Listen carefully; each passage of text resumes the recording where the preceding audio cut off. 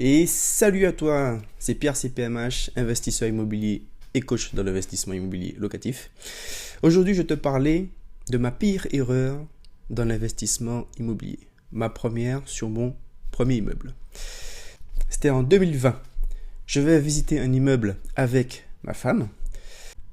On fait la route, on arrive sur place, il y a le propriétaire vendeur ainsi que l'agent immobilier. Nous faisons la visite, tout se passe pour le mieux.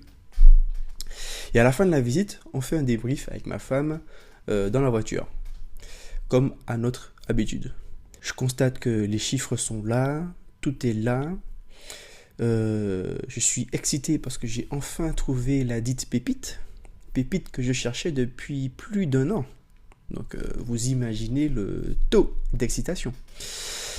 Et dans la voiture, je décide de faire une offre d'achat. Donc on rentre à la maison, je rédige mon offre d'achat et je l'envoie à l'agent immobilier. Je fais l'offre d'achat au prix parce que la rentabilité est telle, nous étions à l'époque à 13% brut.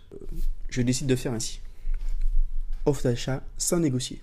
Et offre d'achat acceptée, évidemment. Donc nous achetons cet immeuble, tout se passe bien, il était déjà entièrement loué, il y avait un loyer 1850 € de loyer pour les 3 lots. 1850 € de loyer pour une mensualité de 820 €. Bon, tu vois à peu près le delta. Il y a déjà 1000 € de cash flow brut. Un peu plus de 1000 € de cash flow brut. Donc moi, je suis content. On va chez le notaire, on signe. C'est un simple changement de RIB, puisque les 3 lots sont loués par des locataires. Je reçois les loyers. Mais voilà que 2023 arrive. 2 ans se sont passés, avec un beau différé de 6 mois où j'ai pu accumuler des loyers sur le compte bancaire, donc accumuler de la trésorerie. Les loyers rentrent, je suis content parce que je vois les loyers rentrer, tout se passe pour le mieux. Et voilà que 2 ans plus tard, en janvier 2023, le voisin m'appelle, le voisin de l'immeuble m'appelle.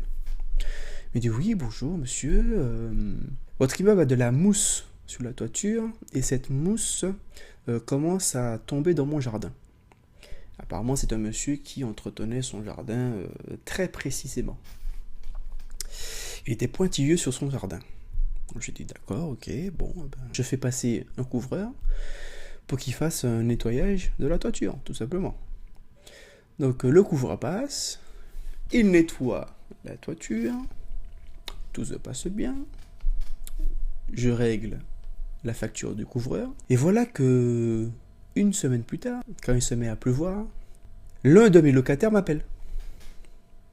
Et il me dit, monsieur, il pleut chez moi. Je fais, attendez, comment ça il pleut chez vous? Oui, actuellement il pleut dans la ville, il pleut dehors, et là, dans ma salle de bain, ça goutte. Je fais, ah, d'accord.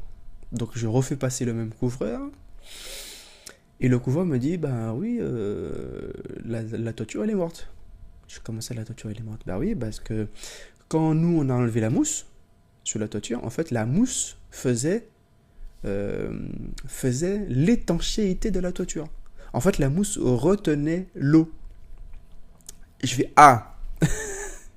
Et donc du coup en retirant cette dite mousse, eh ben, je n'avais plus d'étanchéité sur la toiture. Voilà.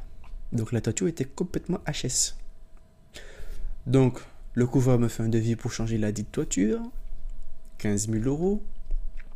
Voilà, je te le donne en 1000. Mais heureusement, ce bien m'apportait, comme je te l'ai dit précédemment, un peu plus de 1000 € de cash flow brut. En cash flow net, on était aux alentours de 850 €. Et donc avec ces 850 € sur 2 ans d'accumulation de trésorerie, puisque je n'y ai pas touché, j'ai pu économiser un peu plus de 18 000 € de cash flow à peu près. Donc, qui a pu largement payer la toiture, sans que je mette de mes fonds propres. Alors oui, mon cash flow s'est effondré, mais c'est pour une bonne cause. pour réparer la toiture et pour repartir pour 30 à 50 ans de sérénité. Je te raconte ça parce que c'est ma pire erreur dans l'immobilier, ne pas avoir vérifié la toiture, ne pas avoir fait vérifier la toiture, parce que j'étais tellement excité d'avoir un bien qui se vende à ce prix et avec un tel rendement que je me suis dit, bon, non, c'est bon, tout se passe bien. Et du coup, tu oublies des choses. Tu oublies tes principes, tu oublies ton cadre clair. Pourquoi ? Parce que tu as enfin trouvé ta pépite, après plus d'1 an de recherche. Sauf qu'à un moment donné, la pépite, elle se paye. Les erreurs se payent. Donc j'ai fini par apprendre qu'il ne faut jamais négliger le bâti, la toiture, toujours intégrer les imprévus, penser à long terme et sécuriser avant d'optimiser. Un bon projet immobilier, ce n'est pas un projet qui n'a jamais de problème. C'est un projet qui peut les encaisser. Si je te partage ça, c'est pas pour te faire peur, mais c'est surtout pour te rappeler que l'immobilier, c'est réel. Et donc, il faut savoir gérer les imprévus. Ce type de retour d'expérience t'aide ? Abonne-toi. Salut!